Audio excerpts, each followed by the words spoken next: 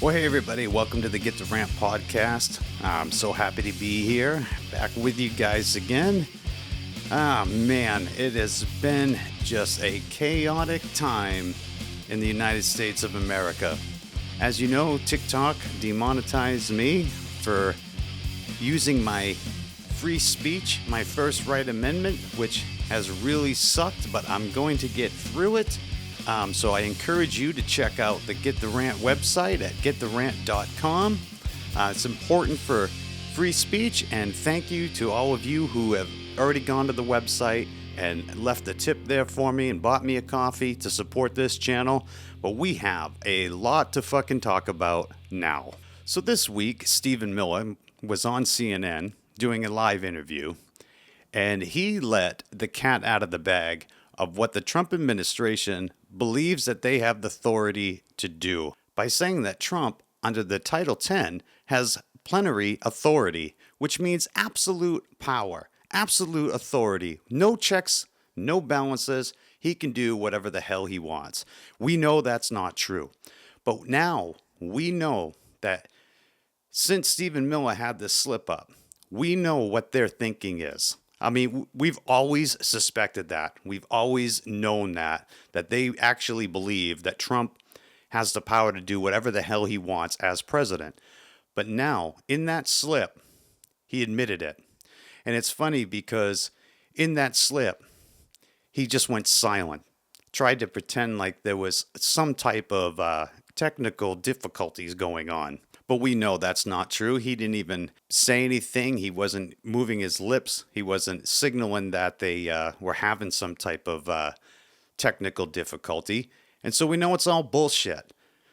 But this is the belief of the Trump administration, that they have complete authority to do whatever they want, when they want to do it.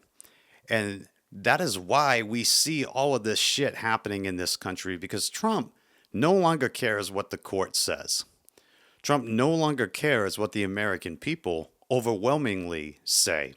You see, he has this false belief that he is somehow the majority in this country, but he's not. He won by a slim margin in this election, and that's only because millions of people decided not to vote as a way to protest Kamala Harris because of her stance on Israel and Palestine.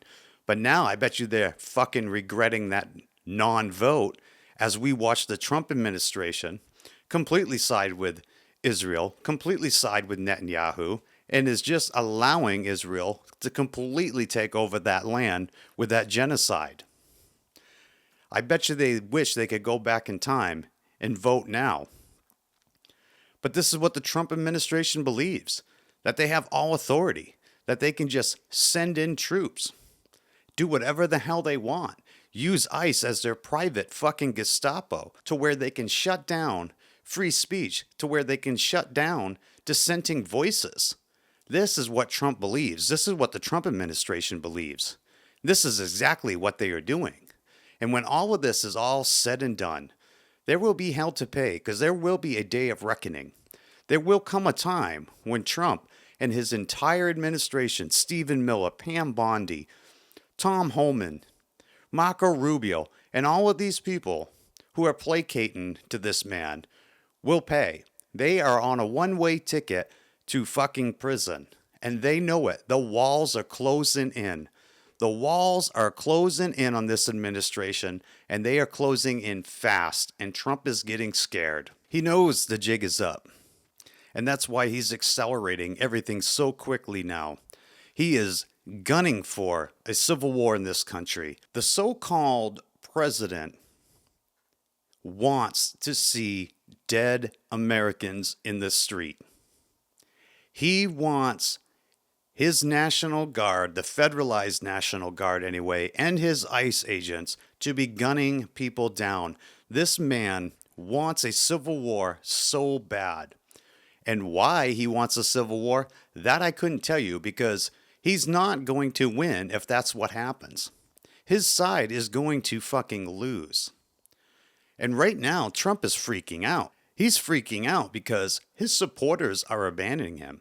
Marjorie Taylor Greene keeps coming out And she is blasting this administration on the Epstein files, which they are not releasing, blasting this administration on the shutdown because healthcare costs are going to fucking skyrocket. One of the reasons that Trump is accelerating all this shit so much is because he knows that the pain that all of his policies have caused are now starting to affect his base, his voter base, his supporters. They are now pissed. The farmers are pissed. Everyday Americans who are getting notices now about the increases in their healthcare premiums, they're pissed. And so Trump now has to be desperate to start doing something to get everybody distracted. And his choice is going to be to try to start a civil war. He's already talking about invoking the Insurrection Act. And I would not be one bit surprised if he doesn't go beyond that after he invokes that and declares martial law in this country. Because this is what he needs. This is what he wants to stay in power. He needs a civil war because he thinks he's going to, suspend the elections or some bullshit? He thinks that's how it's going to roll, and that's how he's just going to, him and his administration is just going to stay in that White House forever? He's delusional. He's demented and delusional and diminished. But that's what he's pressing for. That's why you are seeing all these ICE agents, these untrained, unqualified fucking January 6ers, these former Proud Boy members. That's all ICE is. They have no fucking training. They are just running around abusing people based on racial profiling, and they are violating Americans' constitutional and civil rights every chance they get. They are trying to invoke the people into a messy situation. And what's going to end up happening here that's going to set this whole thing off is that the federalized military and or ICE is going to get in skirmishes with these cities' local police departments. It's already happened. We had the incident in Chicago where 24 Chicago police officers were fucking tear gassed by ICE agents. They are doing everything they can in their power to piss the people off enough to get a reaction. That is what they are trying to do. These so-called ICE personnel are fucking agitators and instigators. That's what Trump wants. Trump wants violence in the street. That's why he keeps claiming that Oregon is a war zone and Chicago is a war zone, worse than, Baghdad and all of this horse shit. Even though you can just go look at tons of videos of the city. People are out shopping. They're doing the shit that they normally do. There is no war zone. It's all propaganda. It's all lies. It's the same shit that they did in Nazi Germany. The same shit that Adolf Hitler did. That is Trump MO, that's Trump's playbook, that's Stephen Miller's playbook, and that's what they are rolling for. There's an image now that's making its way all through social media where they are tear gassing, macing a fucking priest. And now I saw a video come out where the ICE agents were on the roof and they pinpointed this priest and they shot him in the fucking head with a tear gas fucking bullet. They are tear gassing peaceful people, members of the clergy, for Christ's sakes. That's how ridiculous these people are. But they want to spread fear. That's the whole point of this. They are trying to create these shocking images as much as they can to spread fear into the people, fear into the population, in hopes that the Americans won't fight back. But that's not gonna fucking happen. You see, all over social media, you have a lot of creators and a lot of people on TikTok and YouTube and all of these platforms that are genuinely scared, genuinely afraid. And so Trump is winning that psychological war with some of these people, but not with the majority. Because you know what? Despite what this administration thinks or despite what this administration wants, we are still Americans. We are still the red, white, and blue. There are still the vast majority of the people in this country who support freedom, who support liberty, and are not fucking afraid of this administration at all. Because we are winning. And that's why Trump is trying to accelerate. Because he's fucking losing on every front. He's losing in the courts.